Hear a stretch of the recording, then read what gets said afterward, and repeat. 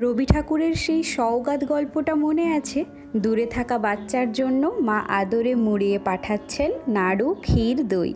তবে আমার না ঠিক মিষ্টি পছন্দ না, আমার পছন্দ দেশি মুরগি, দেশি চিংড়ি এবং টাটকা মাছ। বাজারে যেসব ভেনামি চিংড়ি পাওয়া যায় সেটার থেকে এই হরিণী চিংড়ি কিন্তু অনেক গুণে স্বাদে বাড়া।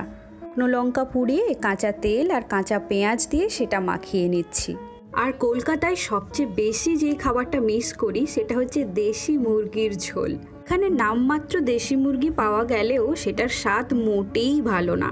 তবে ভাজা ইলিশ এতটা পথ এসে বেশ ক্লান্ত, তাই স্বাদ তেমন কিছু পাইনি। চিংড়ির মাখাটা দিয়ে খাওয়া শুরু করে এখন আসি মূল পর্বে, এই দেশি মাংসের লাল ঝোল দিয়ে ভাত মাখিয়ে মাখিয়ে খাওয়া। আমি চামড়া খেতে বেশি পছন্দ করি, তাই জন্য মা সেটাও পাঠিয়েছে।